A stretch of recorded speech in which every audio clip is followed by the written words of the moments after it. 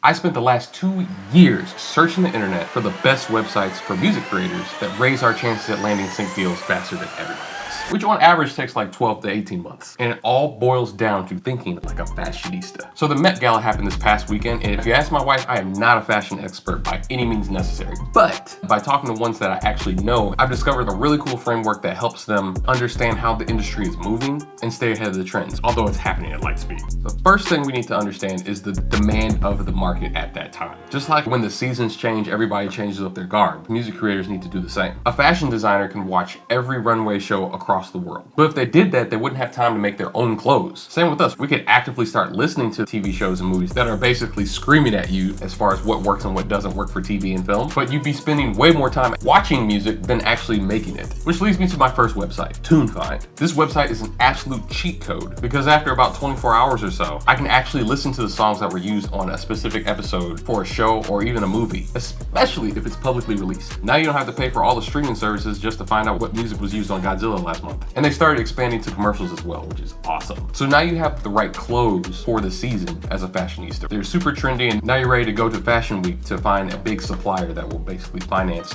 you making this stuff at scale. Would you show up to display your art pieces in a wet trash bag with holes in it, or a fancy security box that protects the clothes from the elements? If you were the investor, which one would you probably take a little bit more seriously? Websites like SoundCloud, Google Drive, and even Spotify can sometimes look or feel like that soggy trash bag. They get the job done, but it's extremely tacky. Ick. Because it's not very easy for music supervisors and sync reps to actually listen to them, pull them down from that website, and add them to their own catalogs, which could cause it to actually be easily ignored, which is why I found 2 different websites that helps fix the problem for that as well. Disco.ac and Reelcrafters.com. These websites help your music look the best as far as with being considered industry standard by music supervisors, sync agents, and everybody else in between. Think of these sites as like your helper who organizes your clothes, labels, and makes sure they're nice and folded and gets them ready to show off. Lets you sort all of your music so it looks super professional, and you can label each song by its mood, style, and whether it's fast or slow and all that kind of stuff. Each one of these you can make playlists. They use AI to add the metadata in, which we talk about in this video here. And with these really cool playlist options, they're like mini fashion shows where people can easily listen to songs, follow along with the lyrics, and figure out if it's the right vibe for their scene or television show. These 2 websites are actually like industry standard, and it's not your fault if you don't know about them because it's kind of like Fight Club. Because it was built specifically with the music supervisor, the director, or the game developer's interests in mind. And if you can make their job easier, everybody wins. This is not sponsored, but I have their links at the bottom if you want to try them out. They have unlimited storage and they're pretty cheap. So let's say the meeting went well. You provided them the nice pieces. They were like, oh yeah, this is pretty cool. We'd love to have you on a runway show that we're having next week. And you were invited to an after party later that night to kind of seal the deal. But when you get to the venue, you see that there's a huge line out front. I don't know about you guys, but I get nervous when I get told I'm going to be put on a list because you don't know if that person actually got your real name or you just didn't see them actually make that happen. You're in line and the bouncer's turning people away left and right. Like, hey man, you can't get in with them shoes. I don't like the way you look.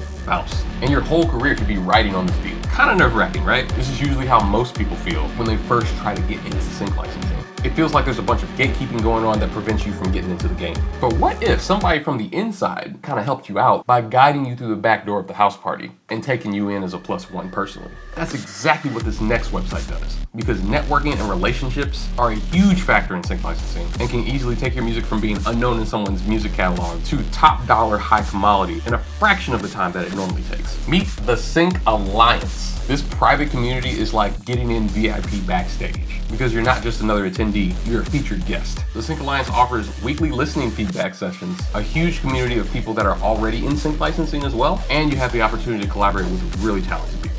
The weekly feedback sessions are kind of like having a seasoned designer critique your work on a weekly basis. That way you can have the opportunity to refine your tracks and skip making the mistakes that a lot of them may have made, including myself. We also bring in music supervisors, sync reps, and library owners so that they can give you their critique as well. That way when you start actually pitching, you already know that this stuff is going to work. It's just a matter of time. You have to surround yourself with people that are just as focused as you are because most people quit within the first 3 months. So collaborating with other people that are just as focused opens up new doors and opportunities because honestly, getting into through the back door is the fastest way actually in instead of waiting in line. The Sync Alliance also gives you a bunch of extra tools and direct advice from yours truly and my team to prime your music for sync success. But having these kinds of websites are extremely helpful and will keep you right on track for getting sync deals a lot faster. There's one key website that just puts this on steroids. Let's say you got in and were able to sign the deal with the distributor to get your clothes into a runway show. Now you need to come up with a new collection before deadline. Choosing the right colors, the right fabrics, and the right textures is absolutely crucial, which is pretty similar if you think about it for music and sync. The emotional tone, the pace, all that stuff has to match the vibe of the scene. Just like wearing mismatched socks can distract from a dope outfit, music that doesn't align with the scene can completely jar a viewer's experience. So I found a website that can analyze the music for you that sync reps give as references before you even step foot into a DAW. This website's called musicstacks.com. And much like a high-end,